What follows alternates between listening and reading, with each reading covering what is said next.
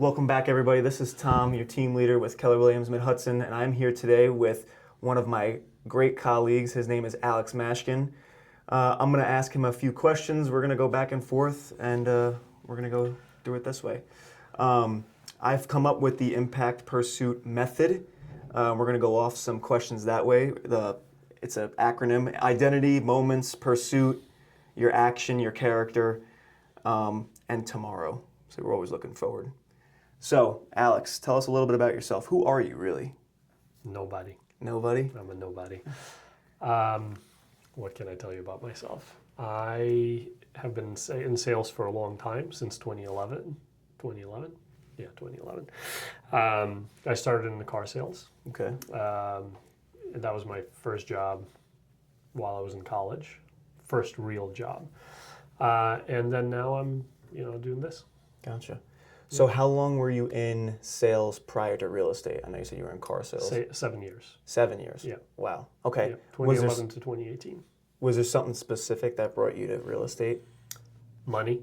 Money? Okay. Yeah. No, money and the fact that the car business is a really miserable business. It was just at a point where I left, I was actually making great money, but it has become so unbearably terrible that it just didn't suit my lifestyle anymore. So I see a lot of stereotypes, like, oh, the used car salesman or a car salesman. Did you ever get that from people coming into the dealerships?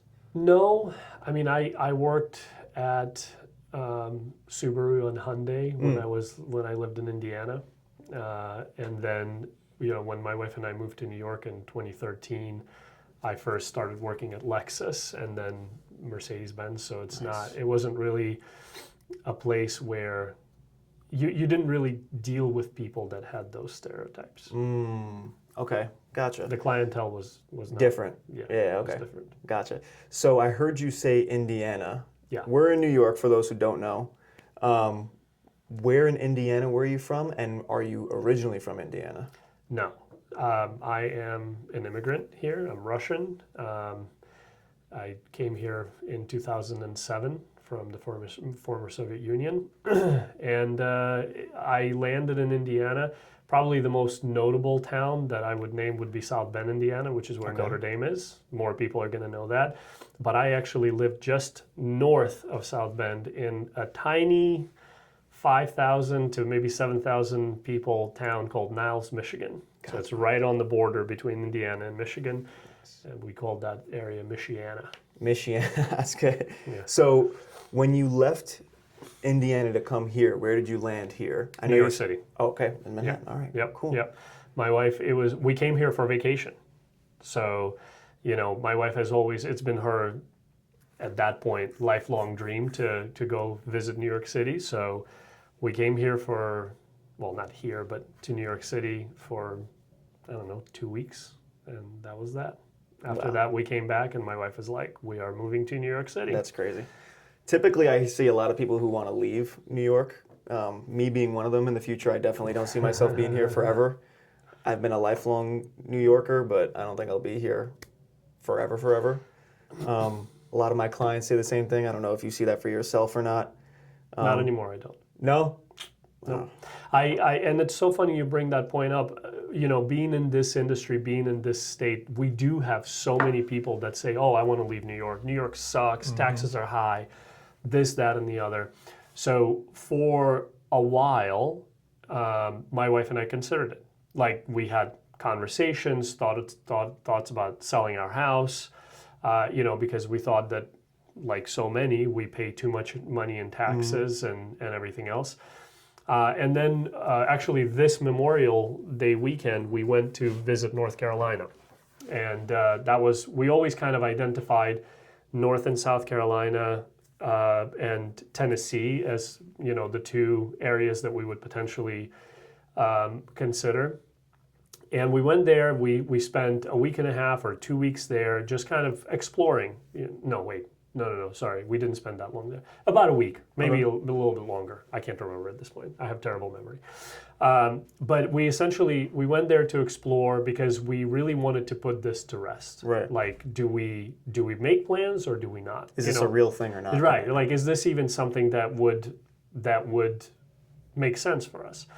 And it was very apparent very quickly that it didn't make sense to us, and primarily because I think being, at least in this, I'm 36 years old, in this stage of my life, it doesn't make sense because we're accustomed to a certain lifestyle in New York. And, we're an hour north of New York State.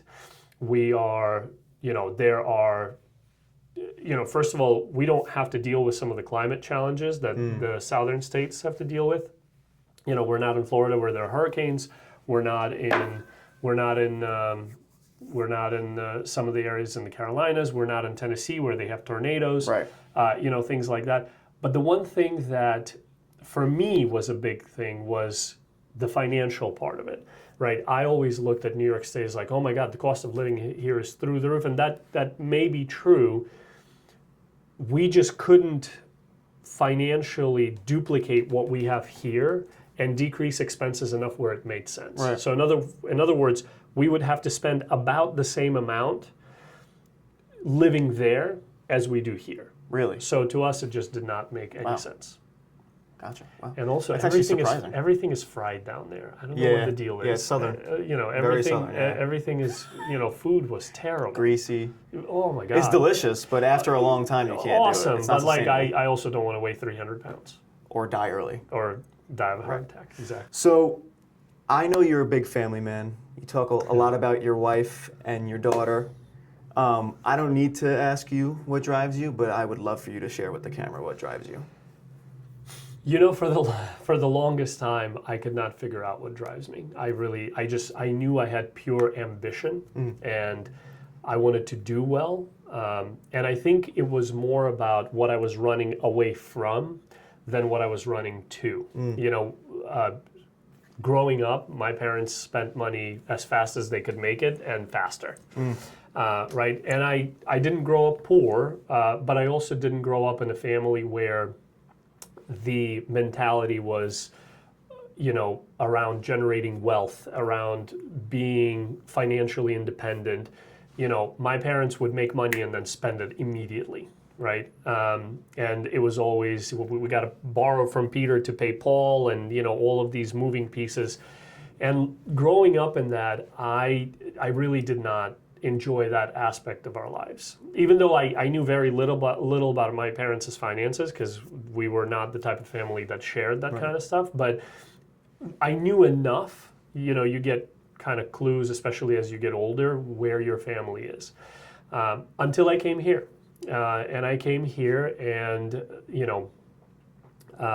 when I came here as an exchange student, and so the way that works is, I was 17 years old. I came here and essentially got assigned to a family that was willing to host and open their doors to me.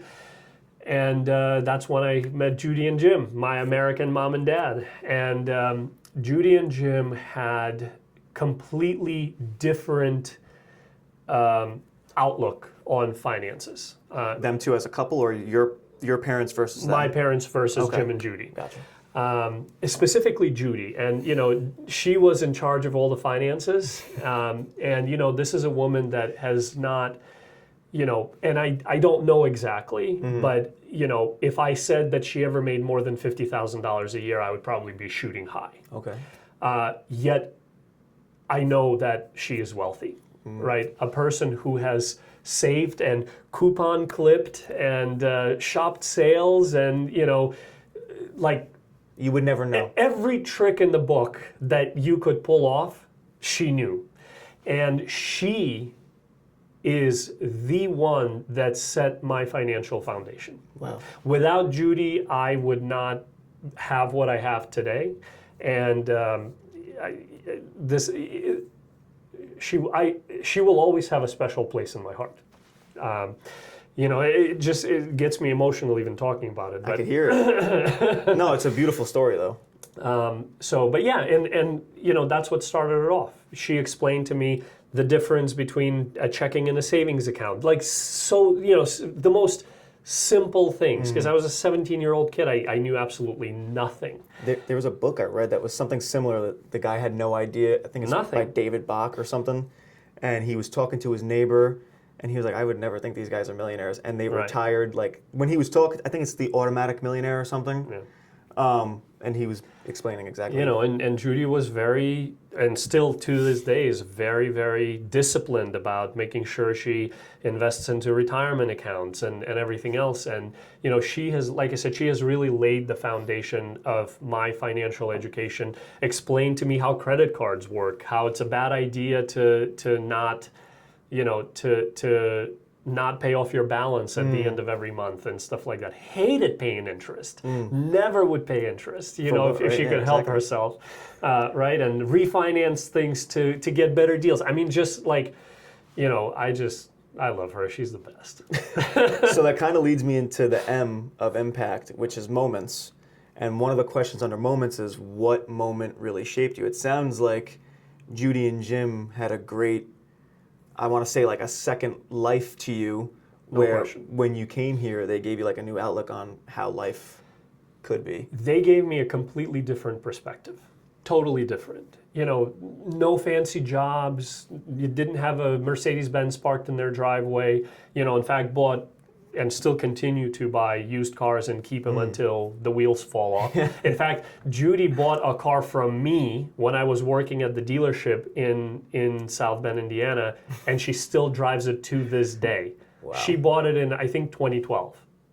So that should tell you. It's incredibly frugal. She bought it used when she used when I was working at the dealership, and she still drives it to this day. We went to visit them. They now live in Ohio because their daughter Jessica moved there from Michigan. So, we went to visit them last year, and there we pulled into the driveway, and there it is, the Yukon that was, or That's not, crazy. or whatever. I can't remember what the model is, but sitting right there in the driveway. Just like you remembered it. Just like I remember. Yeah, just a little bit older. Who would you say had the most impact on you growing up? See, I come from a slightly different background. I think the impact on me was not who, it was what, and that is coming to this country. Okay. I think that coming here through meeting different people, starting with Jim and Judy, and I was fortunate to meet many others that have helped me along the way. But coming here was really an action that is probably solely responsible for probably over 80% of where I am today as a person, where I am as a husband, where I am as a father, where I am as an earner, a business person, and everything else. Wow. I mean, that was very well put, honestly. I know we've all experienced failure, right? I've had my fair share of it for sure. Can I just add one other thing? Yeah. I often think of myself as not incredibly lucky, right? Because like everyone, we've gone through our fair share of challenges and things like that. There are 3 things that happened in my life that have determined the progression, I think, of my life. The number 1, my first love, the US of A. My first love is the United States of America, there's no question. The second, she's probably going to kill me, but is my wife. There's no doubt about that. She is my absolute guiding force in life. And then the third is having my daughter, right? And so, like, you asked about impact. Those 3 decisions, those 3 moments in life is what brought me to where I am today and is what's going to continue shaping me as a person for years to come. Wow. Oh my God, man. All right, so back to failure after you got me all choked up. First off, I just want to start by saying, there's a lot of people who I went to school with who grew up in this country who are not as patriotic as an immigrant who came here. And that should be enough in and of itself to show you the endless possibilities that this country has. Endless. I love this country. This country is when they say America is the best, in my heart, that is 100% a true statement. There's no doubt in my mind that America is the best country in the world. Yeah. None. And I mean, my family is built of immigrants that came here, right? And same is true for, I'm sure, many people watching this, right? This is why I think America's great, because we're the melting pot of the world. Yep. And it's freedom of enterprise here. Yep. We wouldn't be able to be sitting here having this conversation or, be willing to start a business or open a shop or do X, Y, and Z because, I don't know any different than the US, right? I don't know what other outside countries are like or what their governments are like because everybody's got their but no one's really going to be willing to share with you their shit, right? Like I'm sure a lot of the stuff that we see in the media as US is not getting outside of us. And the same thing, like any turmoil that's going on outside, they're not going to show it outside of what they're broadcasting to their people. It's just not. So everybody has. I'm extremely grateful to be in America, but it's nice to see that someone who has been in another country and has come here, like you and my girlfriend's dad, I think, are like the epitome of the American dream. My girlfriend's dad came here when he was 9 or 11, did not speak English, and he lives a very, very, normal life. He was a postmaster for 20-something years and moved all the way up the ranks from one of the smaller offices to the bigger offices, and bought a house, had his family, raised them, and now he's done. He doesn't need to worry about anything anymore, and like he made that life. And to see people my age, in their 30s, 40s, 50s, and complain saying that, they're out to get you, and the system's rigged, and I don't know. I just think, I think that's kind of like where this social, I don't know, this social aspect of everybody's out to get you. It's so hard now. I think this is like the era of opportunity, especially nowadays with the internet and everything going on. There's no more excuses. I volunteer, teach basic financial education for. And the AI class that we're having tomorrow. Yes. Yeah. But I volunteer, teach basic financial ed to, let's just call them underprivileged kids in New York City. And I, every spring for a certain amount of time, I take a trip down to New York City once a week and just, share the most basic financial concepts. This is not fancy stuff. I'm not teaching them how to day trade, but, we're talking about just, difference between how checking accounts and savings accounts work, how, what the stock market is, that kind of stuff. And I don't even remember what was the point of all this? I don't know. You kind of just want. You said you take some time to give back to. Yeah, no. But just what to were teach you financial saying? literacy. You were saying something that we wouldn't. There's I so much lost my train of opportunity. thought. Opportunity. No, that wasn't it. Anyway, let's just keep going. All right. I lost my train of thought. Okay. So we talked about failure. I didn't get to touch on failure. Sure. So I've had my fair share of failures. I mean, who hasn't, right? What was the defining moment / like failure for you that was kind of like a wake up moment? Failure and I have gone through our fair share of relationship trouble, and what I mean by that is when I came to this country, I grew up, and was raised to fear failure, right? Failure's bad, do good, don't, get good grades. And if you fail, that's very, very bad, and you gotta make sure you don't get fired from your job. You gotta make sure you do really, in other words, my parents instilled fear of failure from a young age. And so I don't know if that's why I'm very detail oriented, because I always feel like, not that I no longer strive for perfection, but I certainly used to. Oh, yeah.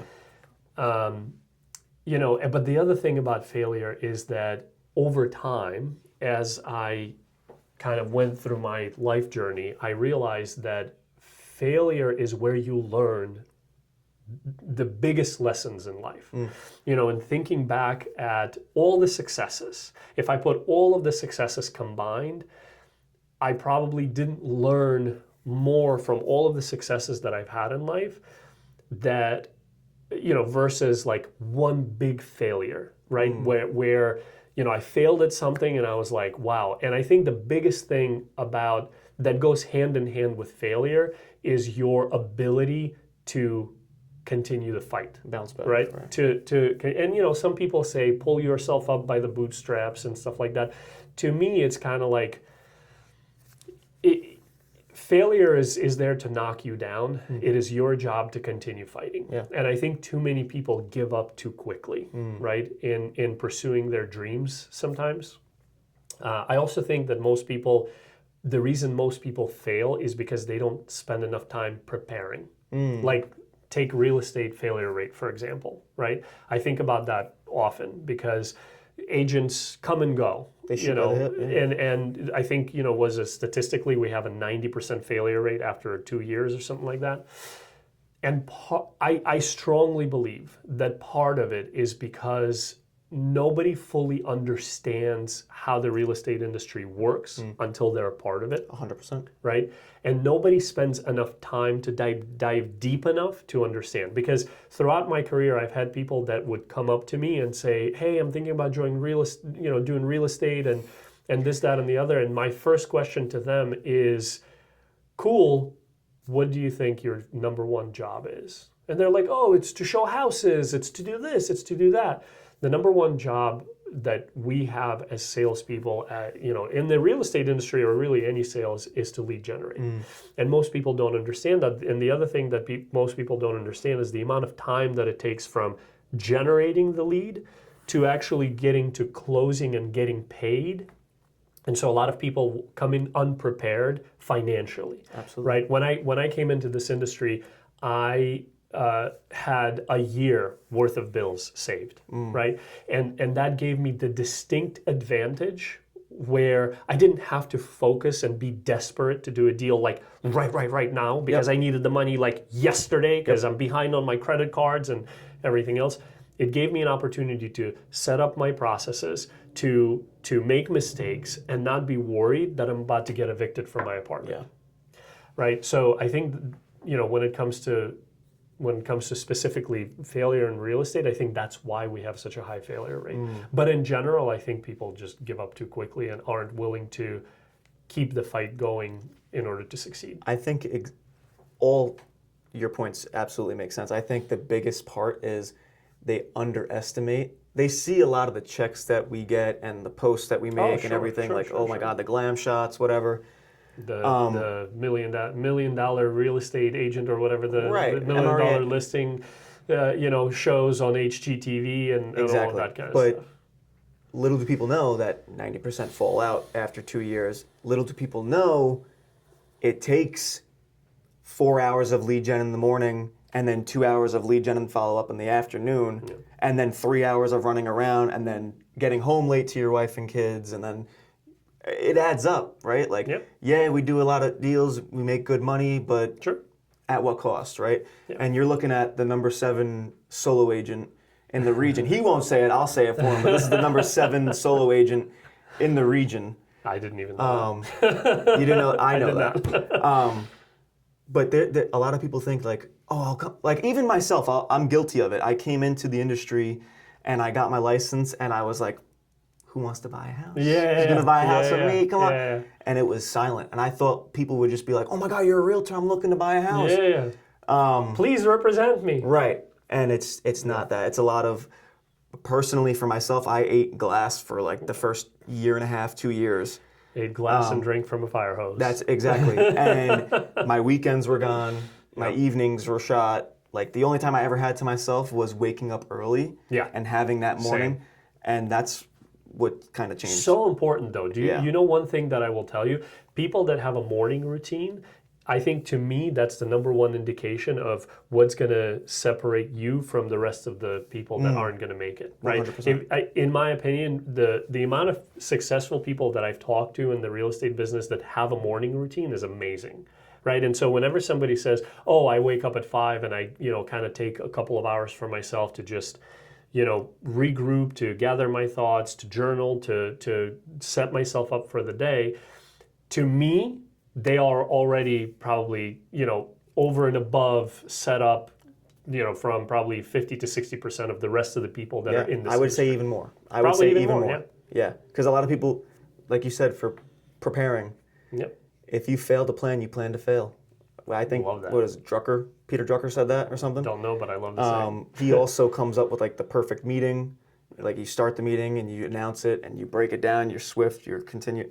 But, a lot of it goes into being, a top agent, a professional, but you have to find that balance to where you can go home and turn it off, right? Because ultimately, we're creatures of habit. Yeah. I am. That's why I needed my structured morning to get me through the day, and that's why I time block every 15 minutes of my day, because if I don't, I was that person who would wake up in the morning and wonder, what do I do? Yeah. And like when I bring new agents in, I'm always like, all right, so now break out your calendar because we're going to start time blocking your month, your week, your day, because I was the person who woke up and wondered, like, all right, what should I do today? Yeah. I'm going to go knock on some doors with no plan. Like those are actions to get leads in, but no plan, no intentionality to... No intentionality. That's Right. it. No tracking, because without knowing where to put your effort, or where in your efforts it's paying off, it's very difficult to, because there's like gazillion and one ways to lead generate, and 100%. it all works. But the thing is, you have to give attention to those efforts and do it with intention in order for it to yield any kind of results. I like that. Attention and intention. Yeah. Yeah, definitely. So we're going to head into the P's now, the pursuit. There's two types of questions. I'm going to give you business questions and then personal questions. Sure. So I think we kind of touched on this. And I'm not going to ask everybody this question because you kind of stand alone. Okay. What separates top performers from like the average agent who does 2 to 5 deals a year? Ooh, good question. Right. And I think just by sheer coincidence. I know a lot of people come up, even in our office, I know a lot of people come up to you and they're like, dude, how do you like, it's just you and like how many other, like I don't get. So tell us. There's this quote I heard. I participated in a mastermind last week, and there's this quote I heard that I cannot unhear. And that is, let me just make sure I got it right.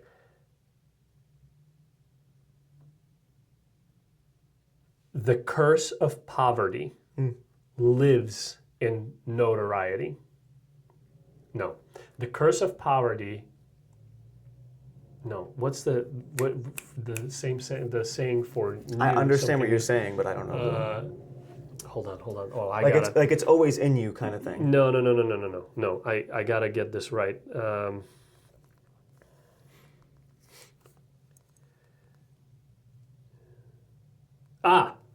Got it.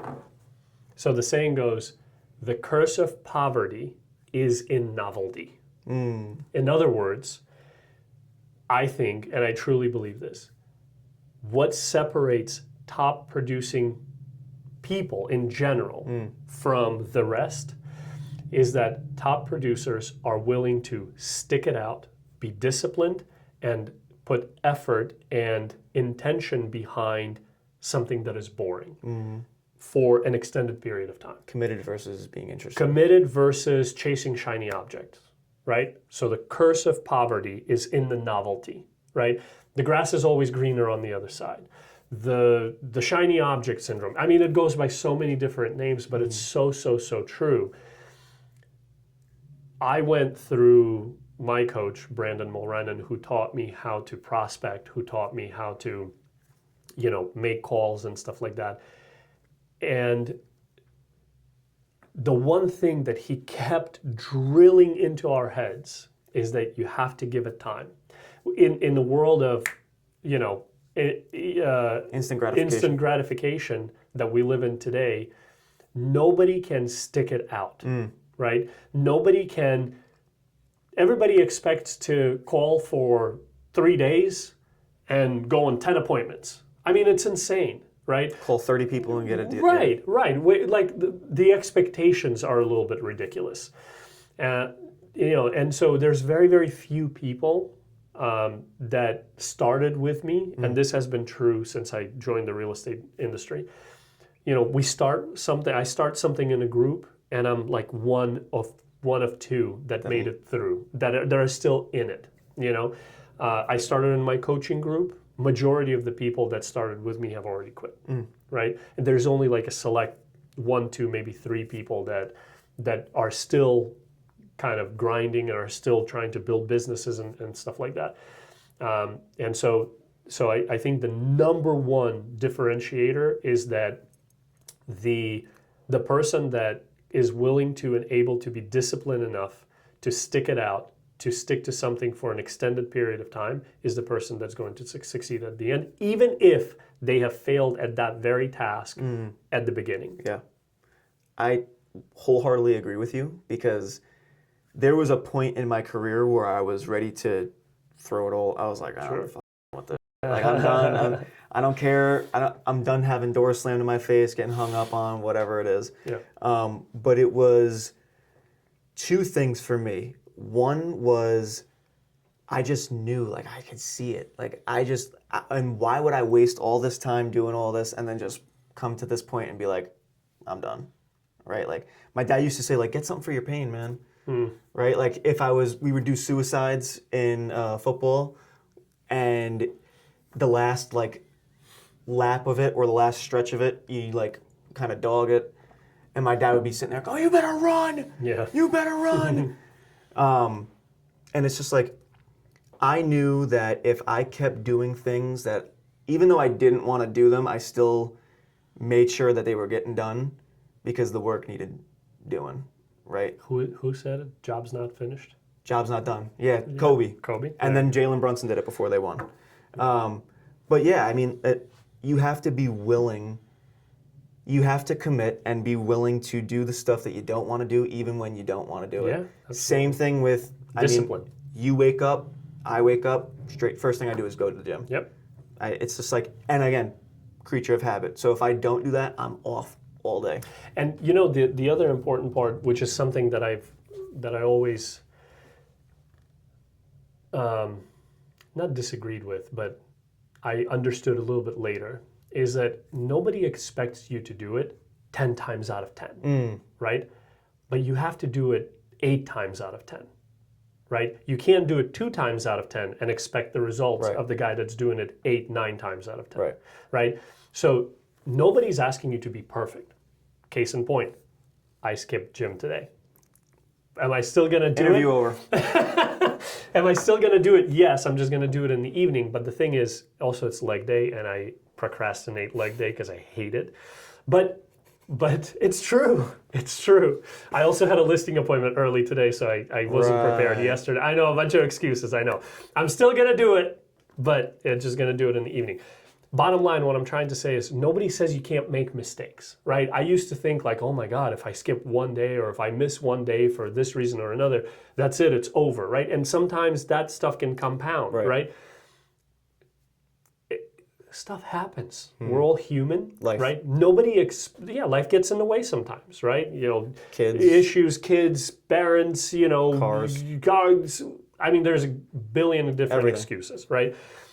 But the thing is, the goal is to perform at, personally for me, it was always 90% plus, right? Whatever I do, 90% plus of me staying consistent. And I try really, really hard not to do it twice in a row. Right? That's the biggest thing. And because then it's like a snowball effect. It's like you start a new habit. Yeah, exactly. And so if people haven't read the book Atomic Habits, phenomenal book that will completely change your mindset.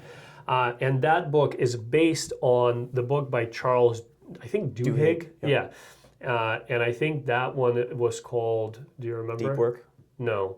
It was about habit. I think The Power of Habit. Power of Habit. Atomic Habits, it was built on Power of Habit, correct. And so I read Power of Habit first and then read the Atomic Habits. And as I was reading the Atomic Habits, he said, this book is based on the Power of Habit, and I was like, oh, look at that, I just read it, so it was like a continuation for me, absolutely. But it was both are really great books. Oh yeah. But one of the things that it taught me is that, like, you do not want the compound effect, right? You don't want to skip the same thing twice in a row. That is literally because you're forming a new habit. Your identity is taking on the new habit of like, oh, I'm one more day is fine. And this is not to get confused with like hustle culture either. I'm a big proponent in like, I like to grind, I like to hustle, like I like to work. Truthfully, sometimes this doesn't feel like work to me, right? So like I like doing whatever. But to make my point though, again, it doesn't feel like work, right? Because I like connecting with people, I like doing it. I like business. But never missing 2 days in a row. And if you are on empty, because like rest is part of recovery, right? Like for me, I don't go to the gym 7 days a week. I do 5. 2 rest days for recovery. Because if you don't, your muscle's not going to build. Same thing with like going on vacation. I think is necessary at least once a year, right? Jordan Freed is a coach with Keller Williams. He came up with the 1-3-7. 1 day off a week, 1 3-day weekend a month, and 1 7-day vacation a year. I love that. You should aim for something like that. And by the way, I am the first person that would tell you I didn't do that, and I burnt out more times than I can remember. I am the same way. And when you burn out, it's Brandon, my coach, always gave me this analogy, and it made so much sense to me. And that is that when a train starts moving, it's like, imagine this long train with a locomotive at the beginning. It takes so much effort for it to get going. But once it gets going, it takes very little effort to keep it up. Right? And so whenever you stop, it's like stopping that train, right? And so whenever you have to restart, it just takes that much more effort to get going again. And so every time I do something or I become lazy and I'm like, oh man, I don't want to prospect today, or I don't want to go to the gym today, I think about that analogy, and it's like, no, can't, because then the train's going to stop. Got to keep the train going, right? To your point, discipline is not only diminishable, but it's also learnable, right? Like, certainly. I've oh my God. for sure was never always a disciplined person. Are you kidding me? But even being in my disciplined state, just like you said, there's been sometimes like I've been working out for 5 years, right? On and off, because I'm not 100% disciplined. But when I get off track, it's like everything slows down with it, right? And I forgot where I was going with that, but sometimes life just pushes you, at some point. I, like you, have had an on and off again relationship with working out, and until I got really fat, and I just looked at myself in the mirror one day and I was like, no, this won't do. That's not good. And so this July, I think I started working out right after 4th of July last year. So this July, I'm going to celebrate my first anniversary of working out consistently, 5 to 6 days a week without taking breaks. I mean, I've gone on vacation and my wife thinks I am absolutely crazy, but now working out has become a part of my identity. Oh my God, yeah. Like when we go on vacation, we must get a hotel with a gym, right? And we went to Hawaii in December. We stayed in the Airbnb.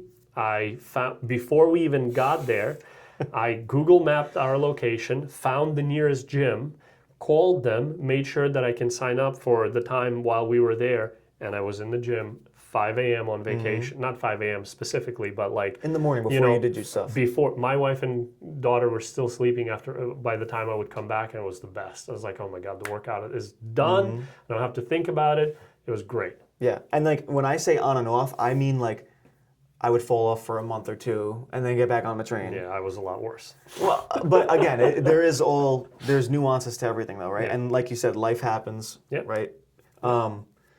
Even to that, like even on work trips, vacations, I'm the same way. I'll even go a step further to like catch the sunrise. Like I'll go out there and watch it. Because growing up, I didn't do vacations ever as a family. So like we went to Myrtle.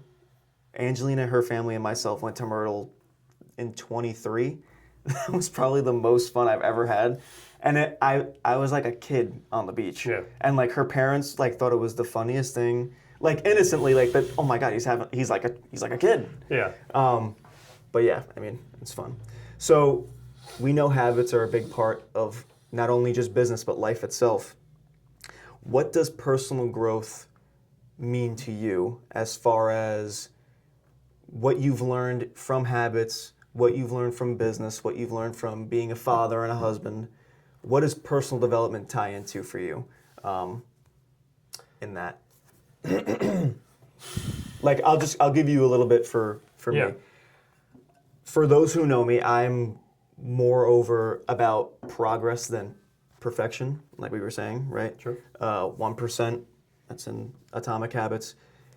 You don't want to break your cycle, right? So if I can be a better friend, a better son, a better boyfriend, husband, father, businessman, whatever it is, I want to do something, even if it's very, very minuscule, every day that puts me a little bit closer, right? Because, I mean, I've said this before, but I would hate to get to the end of my life, meet God, and then Him show me who I was supposed to be, and I'm completely strange, like completely different person from Him. Yeah. Like me and Him are strangers, and like that would haunt me more than, you know, chasing the best potential of myself the rest of my life, if that makes sense. Yeah. And it's not going to hurt anybody else by doing it. You only raise people up when you get better too. Yeah. I believe so. Sure. And the reason why that happens is because when you stay disciplined and you better yourself and you do all the work, your standards raise. And, you know, people say like systems and whatever, like everything will fail to the level of what your standards are. And if your standards are in a business sense, like whatever, I'll do 20 contacts today, and you do 10, you're going to set off, if you have a team, all those people are going to do just 10 because the leader was okay with that. So like for me, it's just like every day I try to ask myself, at the end of the day, did I do something that moved the needle forward? And then in the morning when I wake up, you know, what am I going to do today to move the needle forward? At the end of the day, did I do that thing? If not, I need to double down for tomorrow, or at least just do something for tomorrow. Yeah. So what is that for you? I think for me, it's being open to learning new things. I think so many people in today's world get to a certain point and they feel like they know everything, you know, and I have, not to say that I've never been that way, but ever since I got on this journey of, you know, building a business and you know, the journey of financial independence and wealth building and everything else, I start every day with the idea that I don't know everything and that I am totally and completely open-minded to different ideas that are not my own. And like that's how I run my business as well. So, you know, I obviously have people that work for me. I have agents on my team and stuff like that. And so, you know, when I interview and when I onboard people, I always tell them one very, very important thing. And that is that just because I'm doing something a particular way doesn't mean that it's the right way. And especially like with my assistant, right? When I onboarded my assistant, I very clearly told her that if you identify problem areas in the business that can be solved better than the way they're being solved right now, I want you to tell me. I have no ego and I do not care if people correct me, right? Because I think only through that process will we actually be able to learn and will we actually be able to improve both ourselves, but also, you know, improve processes. And where I learned that is Ray Dalio through his book. I can't remember what's Principles. Yep. Somebody recommended that book to me many years ago, and it is Big book. big book. It's a long read. It took me a long time to read it, but the one thing, his idea of radical transparency spoke so deeply to me, even though since then I found out that he maybe doesn't necessarily practice what he preaches. But the idea to me was so cool that is from then on, that is how I wanted to run. Right? Is I want anybody that has anything to do with me to come up to me and say, I think you're doing this wrong. Yeah. And I think you could do this better. Because we all have different lived experiences, and perhaps by listening, right, I'm not saying that I implement everything, but at least by giving people an opportunity to express themselves, there is no fear of repercussions or anything like that. My previous assistant had like PTSD because of that. He had, whoever he worked with in the past, he was so afraid to bring new ideas to me that it was a true hindrance in how we conducted business. So I never ever want to be that type of an employer, right? And so I think learning something new every day is kind of what my goal is always, right? Is trying to figure out what I could do and then, like you said, improve 1% every day. I like the fact that you said what you said because I'm a big believer in that too. Like you can learn something from anybody. Yeah. And the term ignorance is bliss is true because, listen, if I don't know, I don't know. Yeah. And I'm always open to learning from a brand new agent to someone like yourself who's number 7 in our tri-state region. Yep. There's something to be learned from everybody. I forgot where this is from, but it's like you talk to the CEO the same way you would talk to the janitor, or you would listen to the CEO the same way you listen to the janitor. Like, you know, everybody can teach you something, right? Like, Yes. I'm sure the CEO can't tell you how to mop the floor as good as the janitor could. Sure. Or vice versa, whatever it is. So the interesting thing about that is when I worked at Subaru, there was a car plant where they assembled certain models in Lafayette, Indiana. And so it wasn't very far away, so we ended up, like, I don't know how it worked out, but we ended up going to tour the plant. And one of the things that they told us... The car plant. The car plant, Okay. yeah, where they assembled and built the cars. One thing that they told me is that the way they're able to run a very, very efficient plant is because they listen to the ideas. The top level leadership listens and implements ideas from the Ground level. common man, right? And so one of the examples that they had an assembly line, and the assembly line, a certain portion of it, this is from memory, this was from years ago, but basically there was like a kind of like a snake in the ground that would drive the pull some sort of a machine to move body parts around and all of that. What they found is that machine produced garbage, and oftentimes that would just spread around and stuff like that. So you brought up a janitor. The janitor, the cleaning guy that was cleaning the floors every time the machine would pass, he thought, well, hold on a second. If we just took a broom brush and put it in front of this machine, it would just take all the garbage with it, right? And so they implemented that, and that's one of the examples that they used where they now didn't have to spend unnecessary amount of time cleaning things that didn't really need to be cleaned. So they created a special attachment. They attached the broom thing. Obviously it was massive because it was this big machine, and it just cleaned up its own trash. And I think that's that's a perfect example of, like, top line leadership listening to somebody on the very, very, very bottom, and implementing processes that made the organization better, made the plan better, made things run more efficiently. That's what I believe in. And I think that janitor was a great model of playing your role, right? Like, if I'm going to be the janitor, I'm going to be the best janitor that I can be. Engaged. Boom. Just like, and like, I think that's a difference of a separator as well. Yeah. All right, so I don't want to keep you here too long. We're going to go to A now, in action. Okay. What can our viewers and listeners apply immediately, right? What is the one thing someone could do today that would improve their life? Are we talking about real estate people? Let's talk about more personally. As a person, what can they do today? The one thing that they could do, if you could choose anything over everything, what would it be? Practicing gratitude. Okay. That for me is a big one, and Tell me more about that. Part of the reason, because I didn't used to do it, right? I just kind of took it for granted, and then life humbled me in a variety of different ways. Okay. And coming out of those dips, I realized how incredibly grateful I am for having what I have. And I think not only does that put you in a better mindset, right? Whereas instead of kind of moping and the victim mentality taking over, because I think we all have that. Of course. Right? And listen, I don't get me wrong. I understand there are some people that are like going through some deep, deep, deep trenches of the lowest points of their life, and I sympathize with those people. But now what? But at the end of the day is then the way I would look at that is there's no further down. Like there's Now what? Can't it happened. It happened.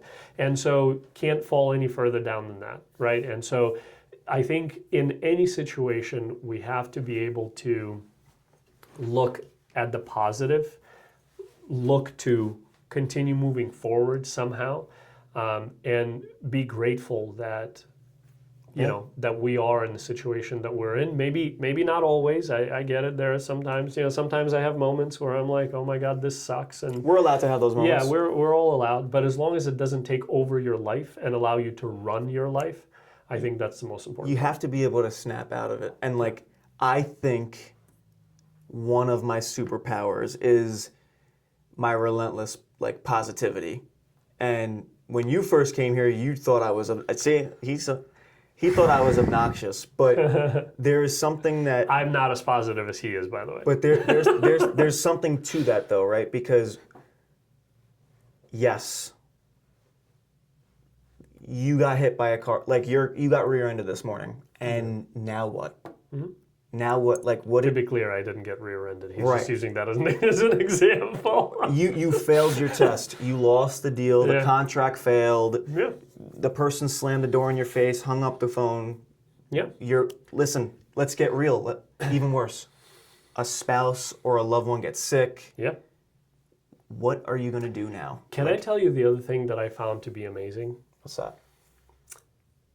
Oftentimes when something hits us that we didn't expect, like, you said, oh, you lost the deal. Immediately my head goes to some of the less experienced agents that maybe needed the deal, right? Your body's natural response is panic. Panic, yeah. You're just like, oh my God, and I plan to do this, and you're just your mind is just unraveling. The one thing that I found that tremendously helps with being able to practice gratitude is the fact that I very rarely freak out about things anymore. Whereas deals falling apart, 2-3 years ago would like send me through the roof.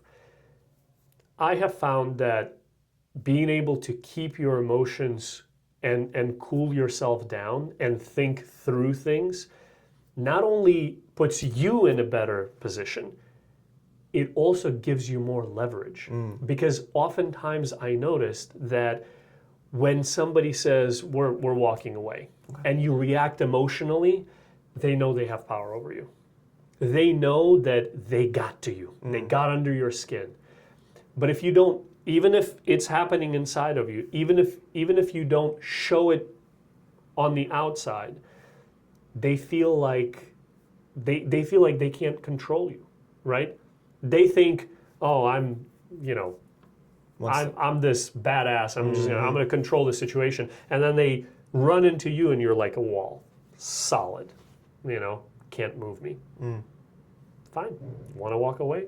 Not a problem. Yeah. Let's talk through the repercussions of you walking away. Where did you, I don't want to say learned it, but if you did learn it from somewhere, where did you learn it? If not, what experience taught you to I think embrace that? it was more experience than anything else. Just keeping calm and keeping cool, because I noticed through my negotiations with other agents and just dealing with people, we're in a people's business.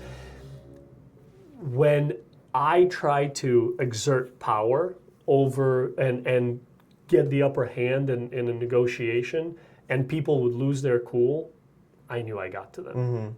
I knew I had the leverage, right? And so learning from that, I didn't ever want to be in that position, right? I didn't ever want somebody to call me and say, we're walking away, and for me to like freak out, with some exceptions, but within good reason, guys. Very good, very good reason. But overall, in general, and the thing is, it also helps those around you, right? Because if you constantly freak out, so will your clients. You're teaching them So that. will your team. You are literally showing people what it's like to be what is accepted to and how it's accepted to behave around you. But when you're always cool and when you're always the voice of reason, not only do you calm your clients down, your team members down, your employees down. When you're calm and you're in the voice of reason, you are showing people the expectations. You're setting expectations of how you want for things to run. Yep. Right? And so I think it just over time just became, learned it from experience, but for the longest time I struggled to understand that concept. Wow. That was actually very well put too, because I feel like a lot of people kind of miss that, and I don't know. It's just that's something that I think a lot of people do miss. And Emotional maturity is a massively underestimated skill. And a lot of people, clients and agents, are very emotionally involved. Oh, sure. And it's hard, like, when someone like yourself, not saying that this is a bad thing, this is actually a very good thing. But when a highly emotional agent calls you and then you're, let's talk through this. Yeah. They get even more Correct. ramped up until they're like, what's going on? Yeah. And then they're like, all right. And then you kind of calm them down by just being level-headed that time. I don't know if you wanted to add anything. No, I just, the amount of times, that I have been hung up on by agents that were incapable of controlling themselves emotionally. I probably couldn't count on my two hands how often that happened. Do you think that's throughout my experience in the real estate industry? Do you think that's one of like the biggest mistakes that people make, like having? I think so, because it just shows you as a tool. Completely unprofessional, incapable of controlling yourself, right? I mean, I've had agents curse at me and stuff like that. It's it's the business, whatever. But I certainly think the bar, the entrance bar for real estate is exceptionally low. Yeah. I think that needs to change. Yeah, I agree. Going on to C for impact is character. General question is, who are you beneath the business? We kind of went through that. What keeps you humble, and what are you most afraid of? What keeps me humble? I don't know. I came from very humble beginnings. I didn't grow up with a silver spoon in my mouth. Truth be told, actually, I do know. I think that what keeps me humble is my wife, because I'm gonna send this to her. I'm sending this to her. Yeah, you totally should. Because she doesn't believe me when I tell people, like when we do our weekly evening talks and stuff like that, because that's what my wife and I do. We both have very busy lives, and sometimes we put on the calendar to sit down and talk, and as I think more people should, and connect and stuff like that. And like I tell her, babe, I tell people in the office about you all the time, and she's like, I don't believe you. She just doesn't believe me. But I talk about her literally all the time because she's my rock. He does. He does. Sorry. He does. But anyway, so like back to being humble, honestly, I think that if I didn't end up with my wife, I would be not even half of the man I am today. I think that my wife is largely responsible for helping me grow into the person that I am today. And I think that whenever I kind of veer off track, she always sets me back, right? She's always been my kind of like my guide, my compass, right? If I get off track, she's always there to like pull me back in. If I need a push, she's there to give me a kick in the ass. You know, like she is there. She's my North Star. Like I have learned over the years, even though I haven't always been that way, that my wife is almost always right. But almost always right. But I can say from experience that she has been right way more times than she has been wrong. And so through experience, I learned to listen to her. My wife is not a very loud person, but when she speaks, I don't care about who else is in the room, I'm paying attention to her. And I think part of the humbleness and everything else comes from her. I love your reverence that you have for your wife because I really think that's like a lost art nowadays. Like there's so much in pop culture of like womanizing, sex, drug. Serious though. Yeah. And I see a lot of similarities in you just with me and you. And then when you talk about your wife, I see a lot of my girlfriend and your wife because she doesn't like to step up to anybody. My girlfriend loves to step up to me and check me. But just like you said, anytime she sees me like veering off, she brings me right back. It's because it's worth her time. Yeah. Stepping up to anybody else is not worth her time because they're not important to her. Yeah. But you are. No, but I respect and I love the fact that you have such reverence for your wife. And not to mention, when your daughter came here, not only was she like the cutest and most well-behaved child that has been in here in a very long time, Also gives my wife credit. but incredibly smart and friendly and engaging, like with people. I've never seen someone so young and be that, I guess, aware of like surroundings and of people and how to interact with people. Like, I don't know. That's just me. I appreciate that. It takes a lot of effort to raise a good human, and when you have two good humans. Hopefully we're doing it the right way, and we can be really hard on our daughter sometimes, but moments like this when somebody tells me like, oh my God, your daughter is the most well-behaved child that I've seen in a while, it makes me feel like we're doing the right thing. And I also want to say that not only was she all that, but she was also extremely happy. Yeah. Like, She's just she's that kind of a kid. She's very happy. You might not, I don't even think she sees it as like my parents are hard on me at all, which is a great thing. Sure. So moving on before you start making me cry. Yeah, I know. Integrity. What does integrity mean to you? Because I see you as someone with a lot of integrity, just based off of the last 2 years that we've known each other, seeing you in and out and seeing you get in front of all of our agents and say the same thing that's in your head to me one-on-one or to a group of 50 people. Because like that's just, I think that's a very strong character quality of yours. Tell me what that means to you. Just being truthful. To me, there's so much fake stuff out there. And I think that's just a part of my personality, honestly. I'm not afraid to tell people what I think, even if it ends up hurting me.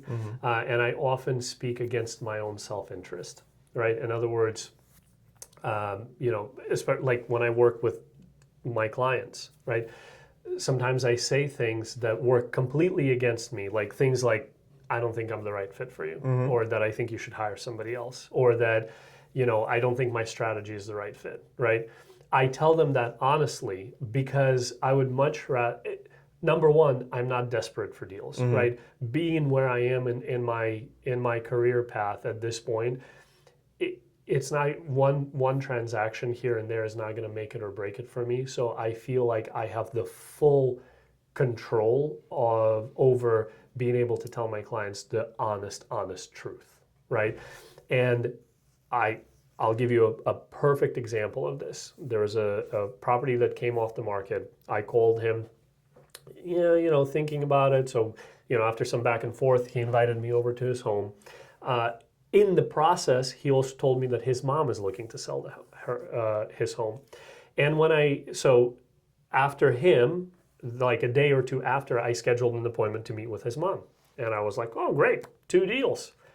When I got there, it was very, very clear that the way I work and my strategy would not be a good fit for him, right? And I told him that right at the appointment. I said, if I can be completely honest with you, I said, you have a beautiful home. I'm not your guy. I don't agree with that my strategy would be the best to position your home for a win when we go on market. And I just told him all the reasons. Truth. This is unfiltered why I don't think I'm the right agent for you. And then a couple of days after that, I met with his mom, and she started asking me questions and stuff like that. And I told her, I told her what I believe the value of her home was, and she thought it was a little bit on the low side. And I said, no problem. I mean, I told your son that I'm not the right fit for him. If you feel like I'm not the right fit for you, just tell me. It's completely fine. She looked at me like deer in headlights. She said, what? you told my son you don't want to list his house? I said, yeah. Why? Because it was the truth. I didn't want to list his house because I didn't think I would be the right fit for him. And she found that to be so raw and honest, and there was so much trust that was built right then and there that she was like, okay, I'm ready. I am the same way in the sense of I will say that to people, but I find myself more talking them out of the deal entirely because I'm like, hey, listen, as someone who makes money helping people buy and sell their homes, this is not the right move for you to do right now. Sure. And they're like, what? Yeah, like as a buyer's agent, I've told my clients countless times, right? Like, based on everything you've told me, I don't think this is the right house for you. And they always look at me like I'm a little bit crazy. Yeah. Like, What do you mean? Your job is to convince me. I'm like, no, actually, I'm not here to convince you to do anything. I am here to advocate for you. Right. And I am telling you right now, based on everything you've told me, unless things have changed, I don't think this is the right fit. I think we should continue looking. And in the same aspect of what you were doing, like with the listing, I had someone call me 2 weeks ago. They bought a year and a half ago. You're not going to make any money. You're going to be lucky to break even. Yeah, sure. And we go through that math with clients all the time when they're trying to figure out, should we buy, should we rent? Obviously, for everybody that that's in the real estate industry, they know that we make tremendously more money selling real estate than we do renting. But the thing is, buying isn't always the right thing. Right. Sometimes renting makes sense, and so our job is to be the steward and the guide for our clients. Definitely. I think expectations for sellers, especially right now, are kind of wonky because we're kind of hitting that midst of going into a neutral market, I think. Sure. Yeah. I think we're well on our way. Yeah. And I think a lot of people are still wanting COVID numbers without the COVID market kind of thing. They want COVID numbers plus. Yeah, right. Going on to T for Impact, which is tomorrow. Sure. I want to know what's next for you and what legacy are you going to leave behind after you leave this earth, not just... Got it. And I've said this for a little while now, I live for my daughter, and for any future children we might have. I have, for a long time, my goal has become being how does my wife put it? The breakaway generation, right? In other words, generation after generation after generation in my family, there have been median improvements, small breaking the generational curse. And I wouldn't even call it so much as a curse. It's not like, like my mom's not a crackhead. Right, and, my dad's not a, wife beater and stuff like that. I'm not talking about that. It's not that deep. But I want to I want to have exponential growth, right? In other words, I want to be the breakaway generation in my family that sets up my children and my future generations of my family in the best position possible. So that's the goal, before leaving this earth. And I think that, I'm on my way to achieving those goals. I think you are too. The other stuff, like you said, tomorrow, what's next for me? I think the next natural step for me is to start exiting production, right? And focusing more on developing the business into something that is more of an asset rather than a job, right? Okay. So in other words, within the next, year or two, my goal is to scale back personal production and start more operating like a CEO of the team rather than, having my own production plus helping agents on the team to continue moving forward. So, I think that I like real estate. I wouldn't call real estate my tremendous passion, right, or anything like that. I don't want to be a realtor when I'm 70. I don't want to be Fair. a realtor when I'm 40. You know what I mean? And so that was never my goal. My goal and my passion has always been to grow and scale a business, right? And so as a result, I think that I'm in a financial position in my life now where I can take that step and I can scale back my personal production in order to really boost and grow the team itself. So that's the next step. Okay. Now, how long from when you started real estate to where we are right now are we talking? Sure. So I got licensed in 2018, right? And so That is crazy. 2018, right? 2026, yeah. Oh my So I got God. licensed in 2018, but I did not sell my first home until 2021. So before that, 18, 19, 20. So for the first 3 years, I lived in New York City, right? Then COVID hit. My wife and I moved up here to the Hudson Valley. And so while I was in the city, I was focused more on building a rental portfolio representing landlords, the portfolio that I still have today. So that's kind of my side hustle. And up here, I went into production in 2021, at the very end of 2021. What has been your best year in terms of unit count? And what was your progression from when you felt like you had a breakthrough year? I didn't have a breakthrough year. I had very kind of steady, Gradual and sudden? steady, gradual growth, right? Because again, and this could be potentially a detriment, right? But I'm a big planner, and so, I think the biggest breakaway when I was in the first year. So in the first year when I started, I relied solely, my business came from Zillow leads, something that I vowed to never do again, right? So my first year, and I'll tell you a quick story, when I was Zillow Premier agent, and I think I've told you this before, but when I was a Zillow Premier agent, I invested all this money into leads and everything else, and I sold, I think, 4 or 5 houses that year. And, when I looked at my P&L at the end of the year, I looked at how much I spent and I looked at how much I made in commissions after all the expenses and everything else. And it was about broken even. Like I maybe made $1,000, right? And then the rep calls and I tell him, okay, I want to cancel my Zillow because this is clearly not working out. And he's like, well, let's talk about your ROI. So I went through the numbers with him. He goes, oh yeah, so you broke even. I said, yeah. He goes, that's pretty good, isn't it? Not at all. Yeah. So as soon as I knew immediately, right then and there, that was just A. I didn't want to be in business with people that think breaking even is a good thing, but B. I just didn't find that to be, an integrity move, like trying to keep you at all costs. I just that was not for me.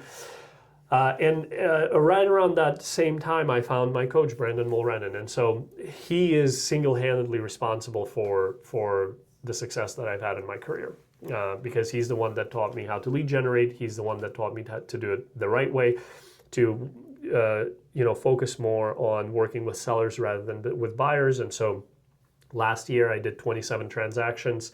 And my split was 90-10. So I represented 90% sellers, 10% buyers. Which is definitely the aim. You want to be seller heavy. I'm a terrible buyer's agent. But personality-wise, listing and being a listing agent has always been a better fit for me. I came from New York City. I represented mostly landlords versus tenants. So I've always been on this side of the transaction. And, I'm just not a very good buyer's agent. Well, I mean, the MREA teaches you need to be listing heavy because for every one buyer that you service, you can service 3 listings. Yeah, that is very true. And I forgot who said this. I think Jay Papazan said this, but he says, as a listing agent, you hold the inventory to your market. Yeah. Right? So if you were to go into the grocery store and there's nothing on the shelves, you're not going to buy anything from that grocery store, right? So why would anybody come to you as a buyer's agent if you have nothing that you could sell them? Yeah. So create the inventory and get And listings. being on the listing side, no doubt, made me a better buyer's agent because I realized how the process works. Absolutely. But I just don't have time to service buyers, unfortunately. Yeah. You know, even though I think it's more fun. Really? To an extent, sure. Yeah, going out and looking at cool houses all day, absolutely.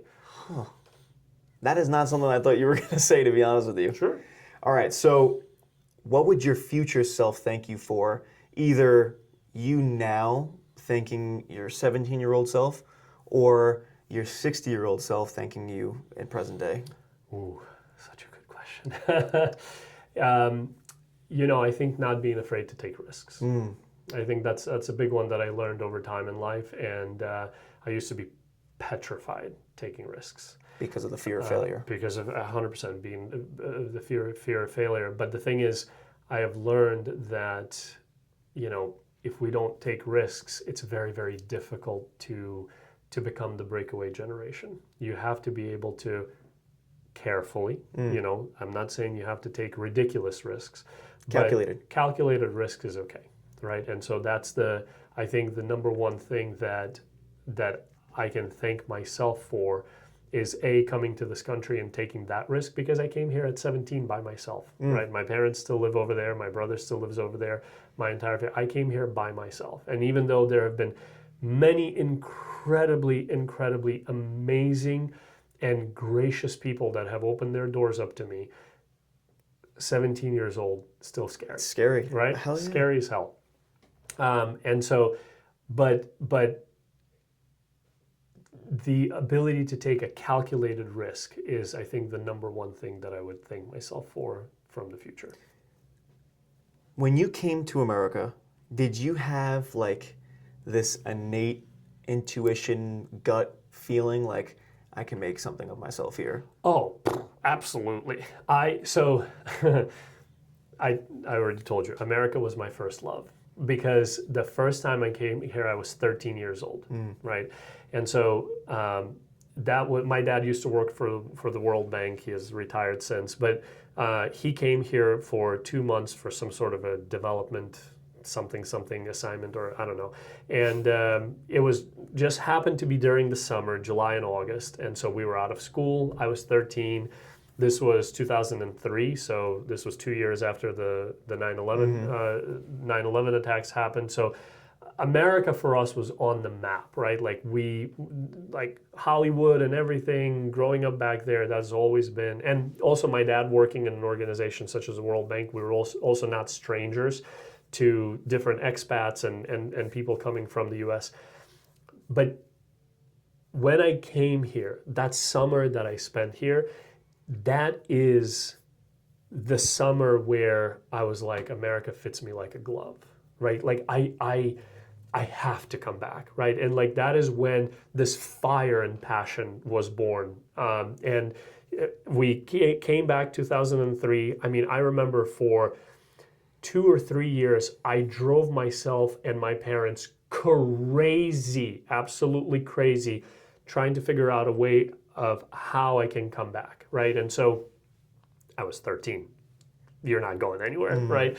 And so they told me, you got to graduate high school first, and then after that, we can figure out. Well, in 2006, the year before I graduated, my dad had a colleague that worked with him in the World Bank over there, and she has a sister in South Bend, Nancy Majerick.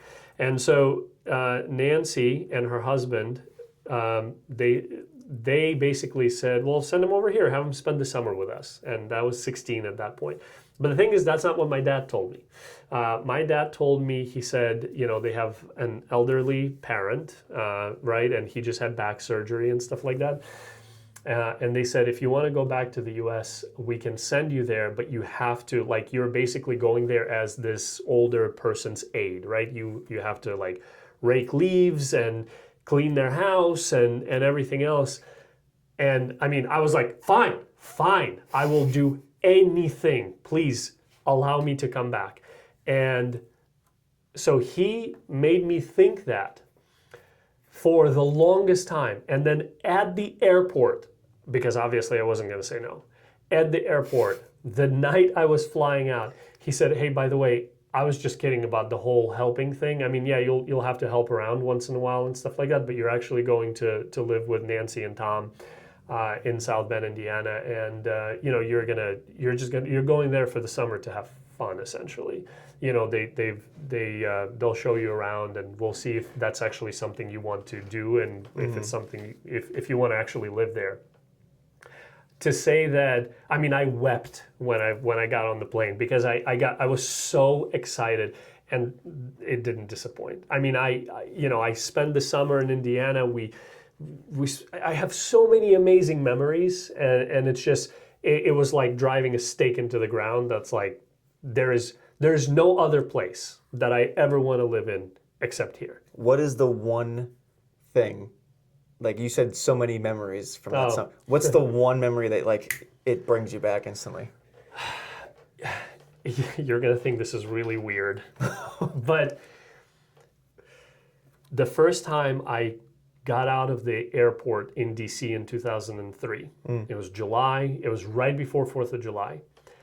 The one thing, I grew up in a very, very dry climate. The one thing that you could feel as soon as you step outside is the humidity and just the humid, hot air in DC, right? And so 3 years later, in 2006, when I came to, when I arrived to Chicago O'Hare, because it's about 100 miles outside of South Bend, and so that first sort of, the first time that I stepped out of the airport and I felt the air, the humid air hit my face, I was like, I'm home. And like you asked me about, I know it sounds so weird, but like I will never ever forget how that feels. And to this day, whenever we travel anywhere, you know, every time I step out of the airport, like after, you know, you come out of an air-conditioned terminal and you step outside, it's like when it hits you, you know, you get that first full immersion of being in the hot weather outside, hot and humidity. I was like, it immediately brings me back. So out of all the all amazing memories, that is by far the one that I remember the most, is stepping out of the terminal and like knowing that I've arrived somewhere where I'm meant to be. I love that. Now, Indiana, lots of cornfields? Yeah, tons. Tons. How to say it. Indianapolis is in Indiana, right? Yeah. My coach, James Shaw, is from Indy, cool. born and raised. And he says that, well, he doesn't say that he is because he doesn't know you, but his style is exactly how you were. Like he doesn't really like to be in front of people as much. He'd rather just bang out the phone, bang, bang, bang, and he was the same way. Last couple of questions. Sure. We're going to do a couple rapid fire, and then I just want one long-ended question for you. Okay. In terms of leadership, what do you think great leadership looks like? I think the willingness to listen, but more importantly, to take sincere efforts to implement changes that make the lives of those answering to you better. I think that is the ultimate definition of good leadership, is when you put the well-being of the people that look up to you and that work for you as your number one mission. Now, as a leader of your team, what do you find to be the hardest part of leadership? For me, it's candor. Yeah. Like telling someone that idea is Yep. or without being offensive. Or you have terrible communicate, whatever it is, and trying to convey that in a professional and friendly way. Sure. That is my heart, like candor, right? Yep. Because I'm a high D, I like to give it straight. Yep. And you have to be, relatable when you're a leader because you don't want to turn people off. Sure. So what do you think is your hardest part in leadership? leading your team? I think if you asked my assistant that question, I think she would like me to communicate better. You know, in other words, what I mean that sometimes I get so busy and sort of entrenched in all of the things that we have going on a daily basis, I forget to update her, right? And stuff. And then when things come up, and like today, a situation happened where I reached out to the seller, right, about showing that needed to be rescheduled and moved around and stuff like that. And then like literally after I talked to her and I didn't update my assistant, 15 minutes my assistant reached out to the seller about the same thing. And that also can be because I sometimes butt my head into things that I have no business butting my head into. And so she has told me not to do that. But, I struggle with that a little bit still. Or if I speak to a seller or something, I forget to update her. I think that's the biggest thing. We're working through it. We're working through improving some of the things and keeping me out of those things so that she is able to do her job. But that's the most important part, is that I heard it, I listened to it, and now we're implementing some things to improve on that process. I also think, not in terms of like what the hardest part is for you, but back to what a really good leadership team will do, I think vulnerability is a big one too. Sure. Because if I can't even admit to the people that I'm serving that I'm not confident in this, or I don't know the answer to this. Yeah. When someone says they don't know the answer to something, as long as you can get me the answer and I know it's right, I don't care where you get the answer from. Oh, sure. Right? But a lot of people will see like, oh, your leadership says that they don't know, and then they run and then it's something else, right? So, I mean, I think if you're very vulnerable, listen, hey, if I'm a person and I go to an agent and I'm like, hey, listen, I messed up. I apologize. I'm taking accountability for it. I want to make it right to you. That's much better to me than someone coming to be like, oops, you got to fix this, right? I think taking accountability is the key part there, right? Most people struggle with that, right? When like I dealing mostly with agents on the other side, oftentimes, if I make a mistake, I just reach out and I own up. I own up to it because. Listen, we all make mistakes. We're all human, right? So I say, listen, I'm sorry, I didn't realize this was happening, et cetera, et cetera. So often it becomes about protecting your ego, right? Versus taking accountability for your actions, that you just kind of like double down and triple down on the same thing. Exactly. And it just makes a bad thing that much worse. I agree, 100%. Rapid fire questions now. Here we go. Okay. Weird one. What's the best $100 you've ever spent? $100 or less. I don't spend money. Like I really. That's why I said $100 for you. Usually I would say 1,000. Oh my God, $100. That's a lot. I don't know. Probably a good dinner with my wife. I don't know. Okay. Yeah. All right. Cool. I don't really spend money on myself.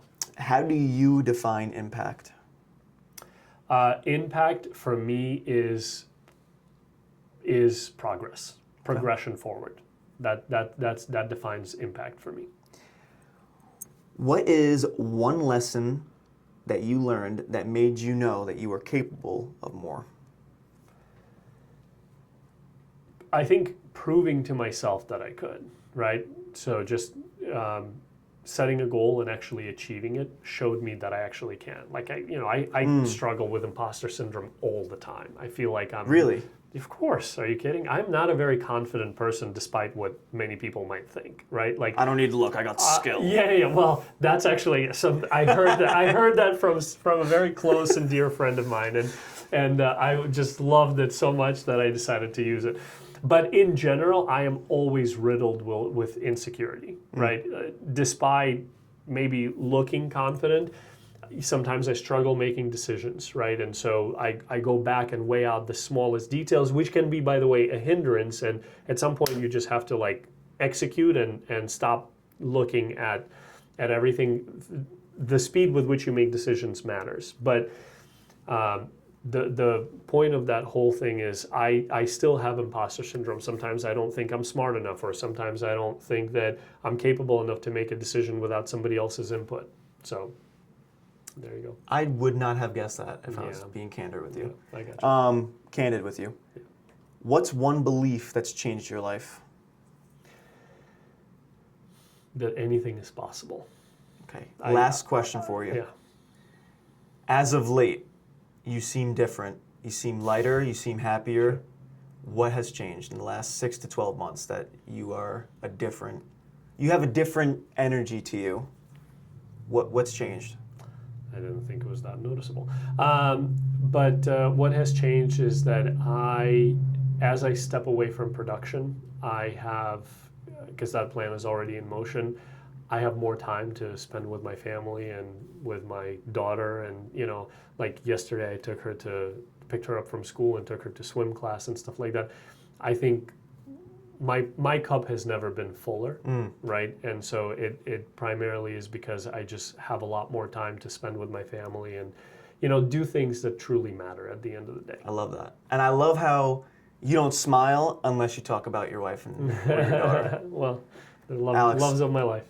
Thank you for everything. Of course. Where can the people find you? Tell them. Instagram at Alex Mashkin, realtor. That's my handle. He's on Facebook too. Get him on Facebook.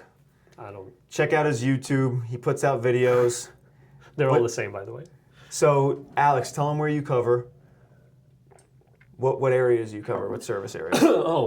Northern Westchester, Putnam, and Southern Dutchess. Do you branch out anywhere else? You try to stay right there? Not really. Right. That's like my area of expertise. To say that I have never done deals wouldn't be accurate. I've done deals in Orange and stuff like that, but it's not my area of expertise. Gotcha. Well, I appreciate you taking the time, brother. Thank you. Thank you for having me. You're the man.